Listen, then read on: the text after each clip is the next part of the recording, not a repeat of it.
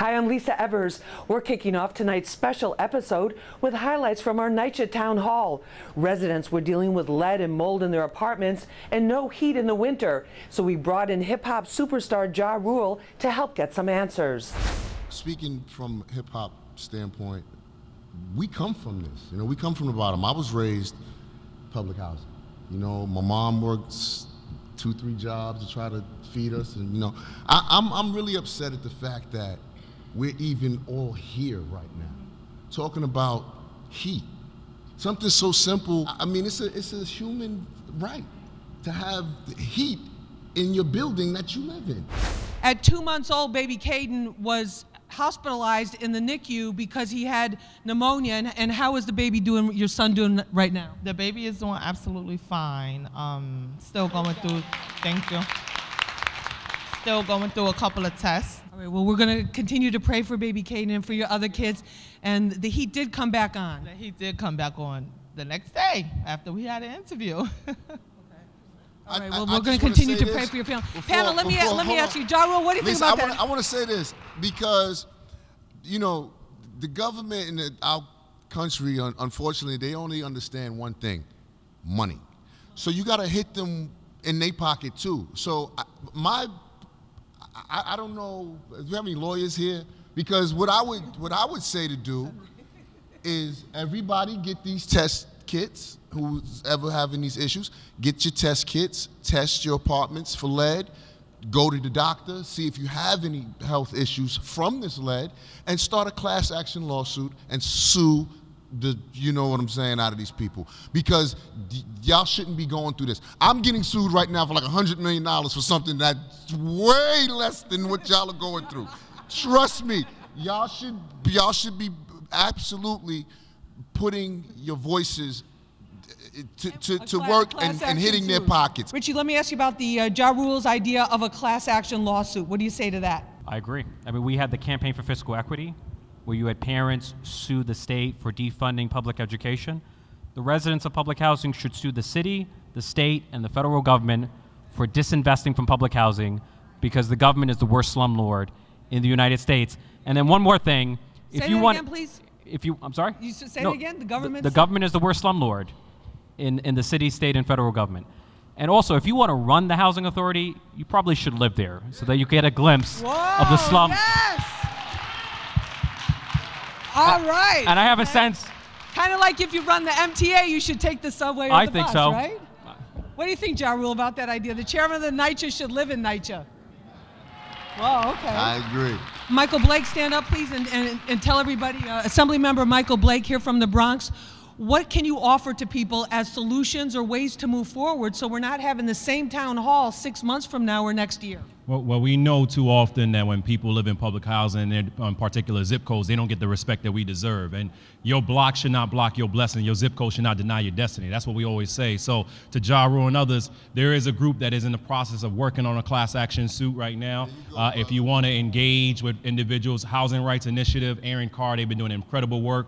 Engage with us. We're on the housing committee. This is our district. We've worked with many people in this room, Danny Barber and Cheney and so many others, and we're sick and tired of seeing this disrespect that happened in our communities. I went over to Caldwell, I went over to Eagle, and you see repeatedly boilers not being replaced, mold that's coming down, leak that repeatedly happening. But we know if we were in a different zip code, things would be different.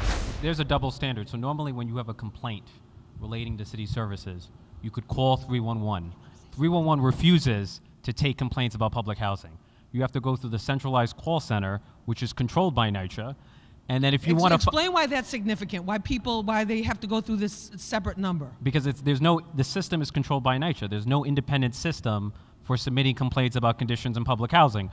Or if you want to know the conditions of an apartment, you go to HPD's website and look it up. That's not true of public housing. You cannot look up conditions in public housing on HPD's website. So there is a double standard, and then NYCHA has a pattern of closing complaints without actually solving them. And that's the problem. Where's NYCHA's office building now? 250 Broadway. We going down to NYCHA. All right. Well, Lisa, I'm dead serious. I'm about to organize a march. We going down to NYCHA, and let's let our voices be heard at NYCHA. There we go. All right. And and I'm gonna lend my time, and I'm gonna go with y'all And I'm gonna lead it with y'all. We're gonna go down there. We're gonna let Lights know we got a few issues up here in the Bronx. That's for sure. Ja Rule kept true to his word and led a rally with NYCHA residents. And later, tenants filed a class action lawsuit. Up next, we're going back to school. Without learning proper language and learning vocabulary words, great vocabulary words from my amazing teachers, you know, I wouldn't be who I am today.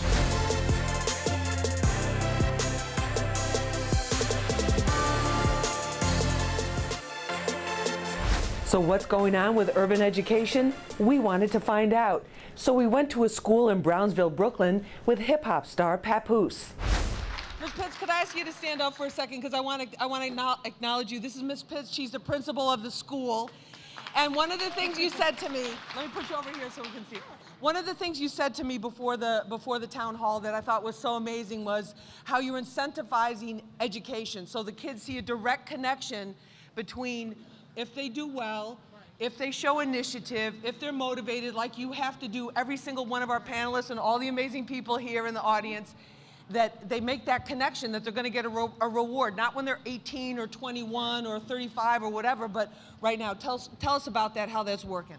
So it's been working really well. Actually, our attendance has increased over the past couple of years because what we do monthly attendance incentives. So our students that come to school every day, they may get rewarded by gift cards. They may get incentives where they get to go on various trips. So every day, it's important for you to be here. That's key in step number one, for you to make the choice to come to school every day. So between our teachers and our parents, we're able to get our students in on a regular basis. I think that in regards to District 23 and Brownsville in particular, we're on the rise. So Brownsville is definitely on the rise, definitely. And you're one of the reasons for that. You're one of the reasons for that. Thank you so much. What's your question or comment? I have a comment. My name is Coco Puff from SOS Bed-Stuy in Brooklyn. I'm not from Brownsville, but I had to be here because Senator Jesse Hamilton does so many great things, and I just wanna be a part of it. I brought my kids here, and Papoose, they want a picture. So I just want to say this. Everybody had a lot of great topics, but we have to realize why a lot of parents are not involved. Why? And it's called trauma. A lot of people are not understanding why parents do what they do and the kids follow suit. It's because of trauma. If you waking up 6 o'clock in the morning and you seeing your mom drunk, or you seeing an uncle sliding in the bathroom nodding off, and these are things that you grew up with your whole life seeing. These are things that you open up the refrigerator, you don't see no food, but you see beer. You understand what I'm saying? And you could be the smartest kid on the planet, and it could come from your DNA. It don't always have to come from, you know, somebody teaching you. It could come from your DNA. But if you see all this stuff going on in your life every day, you understand? You will come to school with that still on your mind. And that's why you can't embrace the education. That's why you can't embrace the learning. LaShawn, you want to take that? I totally agree. I believe that trauma is generational, and the only way to deal with the effects of trauma is to have some form of intervention. It's one of the reasons why I feel like it's very important for the school system, which they fail to do, is to put social workers in each school and not share one social worker for 3 schools in a week, right? Children need that person in order to kind of teach them another way and teach them the behavioral and emotional components that they need to survive. As she mentioned, Brownsville isn't necessarily all a bad thing, because if I'm living in poverty and not given enough, I'm resilient, right? So it's changing that narrative in a way to make it turn that negative into the positive. So I want to talk with Katrina here for a minute. You wanted to say something? Yes.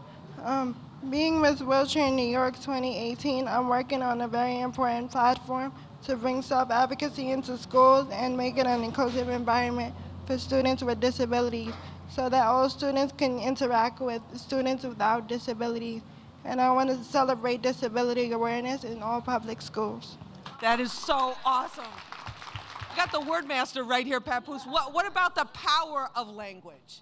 Talk to us about that. The power of language is so amazing. When I was young, I once read that Malcolm X read the entire dictionary, and that inspired me to read the entire dictionary. And I read it from the front to the back. And that's how I was able to invent the song Alphabetical Slaughter, which is one of my best songs ever. So language it's very important, you know, how we speak to our children, and you know, sticks and stones, you know, may break bones, but words will never hurt. That's true to a certain degree, especially with the youth. So I think language is a big thing, and without learning proper language and learning vocabulary words, great vocabulary words from my amazing teachers, you know, I wouldn't be who I am today. My name is Key Meyer. I'm from Bronx Collaborative Middle School, from Gregory Jackson Jr.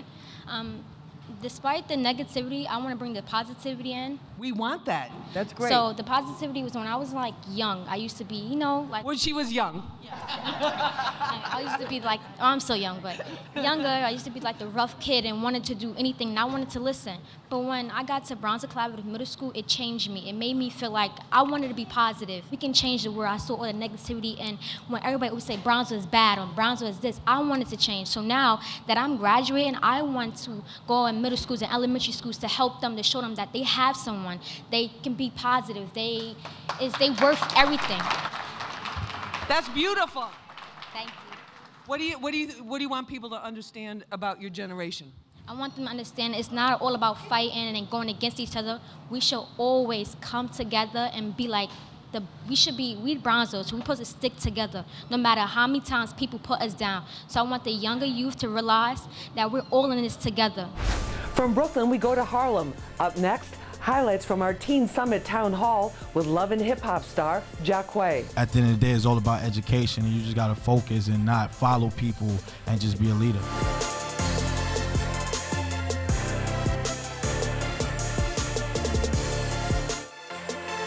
Teens in 2018 are facing more pressure than ever before, from violence in the community to social media bullying. We took rapper Jaquae to Harlem for our first ever Street Soldiers Teen Summit.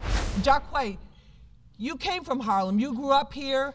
You're enjoying a lot of successes with your career right now. Tell us about some of the things that you had to face coming up. First thing first, I would like to say, what's up, y'all? How y'all feeling today? Y'all good? All right, so first thing first, you know, I would like to say, you know, I always had a problem with listening. You know what I'm saying? Like listening to, you know, people, you know, their opinions and everything like that. You know, I always wanted to just go by what Jaquae wanted to do. You feel what I'm saying? And, you know, just from, you know, and I was in y'all shoes. You know what I'm saying? Like it just feels like you just have to adapt to what's going on and everything like that. So, you know, just being that follower, you know what I'm saying? Because, you know, I was a little follower, you know what I'm saying? But I always wanted to lead at the same time, you feel me? But it never really worked out because I always wanted to just do my own thing.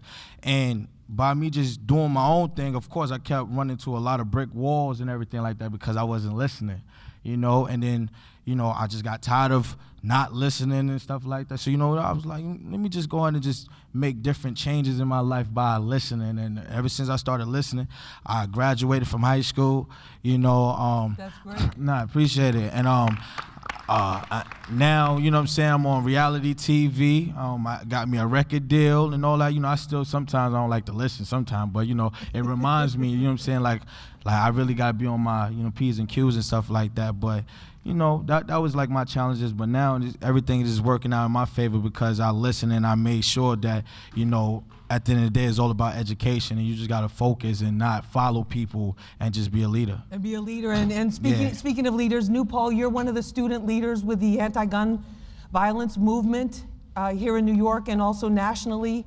You become a national figure to a lot of teens. You're a high school senior on your way to college next year. Tell us about why you got so involved with this whole anti-violence movement.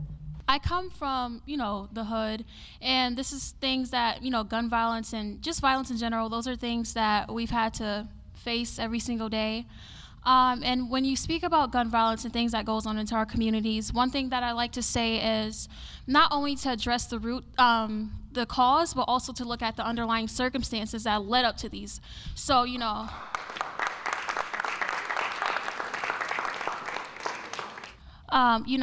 a lot of these hoods and impoverished communities don't have resources, or there's not enough. You know, there's not a lot of outlets or programs that we as teens can turn to. So definitely pushing for those causes and getting involved young would definitely help and, you know, make a significant helps impact. changing your life direction. And Shai, you and Brother Jay and the team here with Miss Velez and everybody here at Johnson Houses, the Stanley Isaac Center, and the SAFE program, you do have programs, and how desperately needed are those by the teens? Our programs is always going to be much needed by the community because of the violence that's plagued all around us. These kids are me. I'm these kids. I am the youth. I am part of this community. This is my community. I love these kids in my community. I grew up here. It's a rough community, and all of these kids that we have in this community are very, very blessed to have this community center. And I appreciate, you know, Ms. Velez, working under Ms. Velez to be able to, and I appreciate the Stanley Isaacs community to be able to work very close with the youth and my kids. Because if it wasn't for them, I don't know where I would be. Tell us about some of the stereotyping that you feel you're subject to. Well, a lot of kids now feel like they have to look and dress a type of way to fit in. If not, they'll get bullied. They will get beat up. We can give her applause for that, because that's real. That is real. So break that down for us. Okay, so you know how people wear materialistic things, right? Some kids out here can't afford it. So they'll wear I'll say fake stuff or something similar to it, and they'll get bullied for it. Bullied because they're not wearing that expensive item? Yeah, they don't fit in, basically, yeah. How many of you have had experience or heard of experiences like that? A lot of people. A lot of people. So we're talking about people getting hassled and getting bullied for not having the real jewelry or the real fur or the real this or the real that. What do you think about that?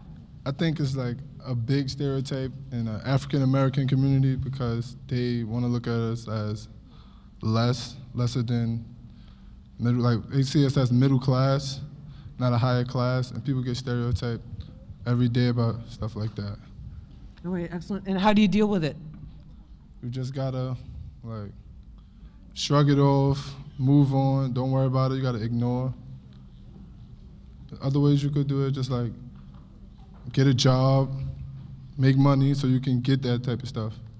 What's your question or comment for Jaquae? When you were little, like, what did it take to audience again? Like, what inspired you to rap? What inspired me?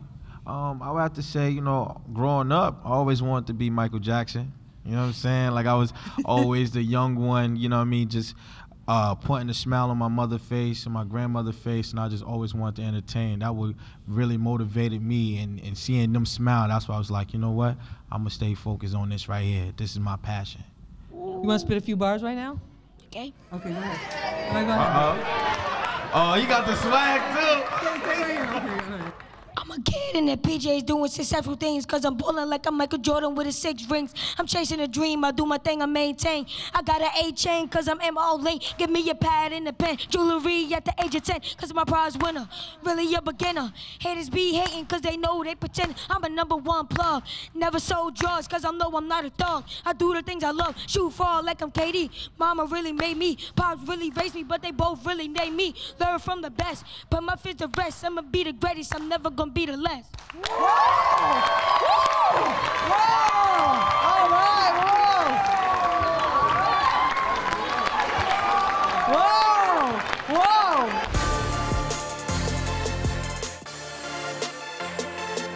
That's it for now. Be sure to check out all of our Street Soldiers town halls and episodes on the Fox 5 YouTube page. I'm Lisa Evers. Remember, use your mind. It's your best weapon. I hope it's your only weapon. And let's all push for peace.